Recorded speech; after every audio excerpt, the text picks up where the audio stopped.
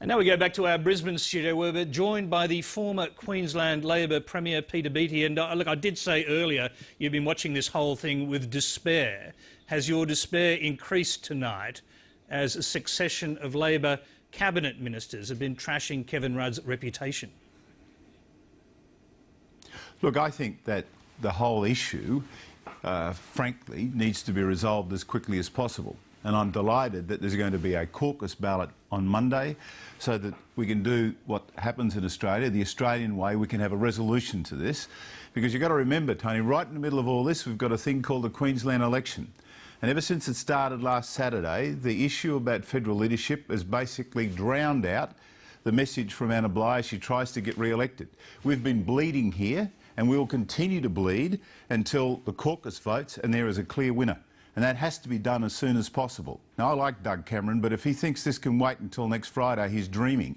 I just remind him that there is a state election in Queensland where the Labor Premier, Anna Bligh, is trying to come back from difficult polls, trying to rebuild, and every time that happens, the oxygen is sucked out because of federal leadership. Now, that's going to continue until Monday.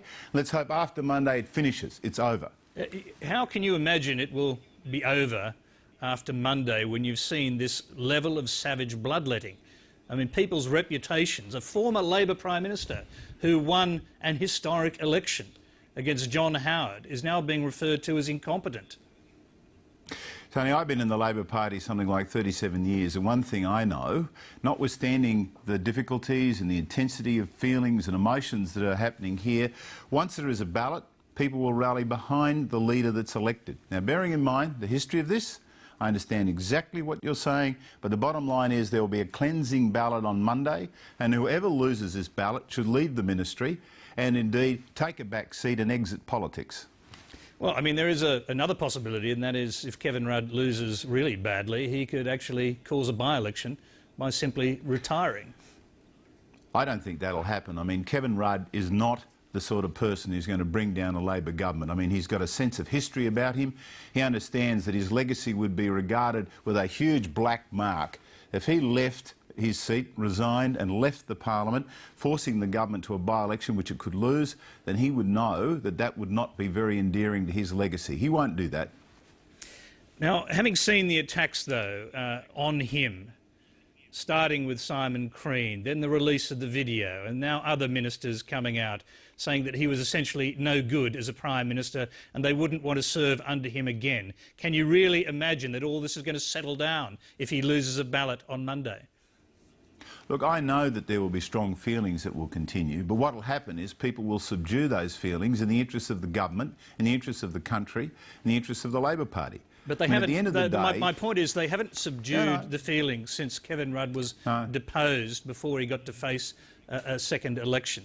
So if they haven't managed to do that then, what makes you think they'll do it now? Because at the end of the day, the War of the Roses had to end sooner or later. And this has to end sooner or later. With that background that you've talked about, that level of intensity, I think people will get to the point on Monday where there will be a sense of relief that there is a decision being made. People also know that there's a federal election 17 months away. And they also know that if this continues, then Tony Abbott will win. Right at the moment, the people who are absolutely delighted by what's going on are Tony Abbott, Campbell Newman, who's the leader of the LNP in Queensland, who's trying to become the Premier of this state. They're delighted. I mean, I guess Campbell Newman is surprised to find that there are some federal members of the caucus who've actually been campaigning for him, in effect. So that's got to end so that the Queensland Labor Party has an opportunity to rebuild its vote. Now, look, I've been, as I said, a member of the Labor Party for 37 years, Tony. I live in an optimistic spirit that after Monday everyone will accept it. And I just say to the federal caucus, for God's sake, after Monday, everybody accept the decision, turn the page and actually get on with it.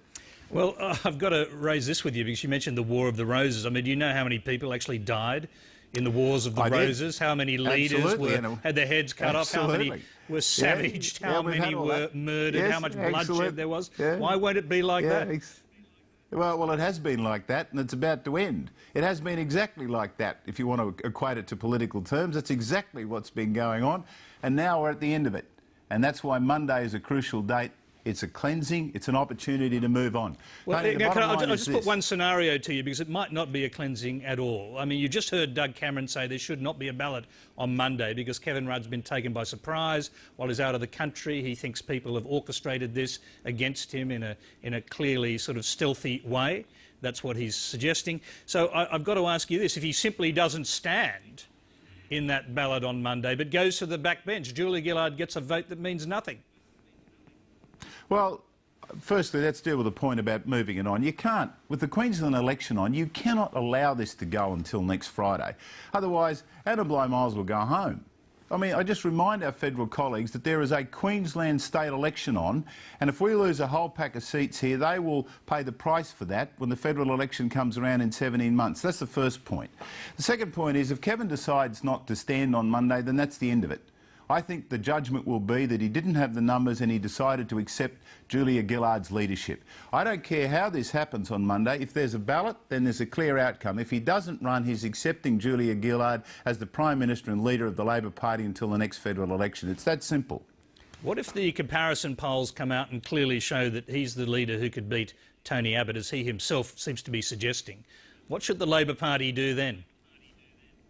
I think on Monday people will vote on who they think is the best person to deliver the best policies in the interests of the country. And I don't think the polls, frankly, yes, they'll come out, you're absolutely right, but I don't think they're going to shift too many votes on Monday. And you can be quite sure of that, because what I'm really wondering here, because you saw Kevin Rudd appeal directly to the Australian voters, almost over the heads of his own party. He said quite clearly that he was a popularly elected Prime Minister. We know the parliamentary system doesn't work like that, but then that's a kind of fiction because we also run presidential-style campaigns. So, I mean, why is the public still on Kevin Rudd's side to a large degree, do you believe?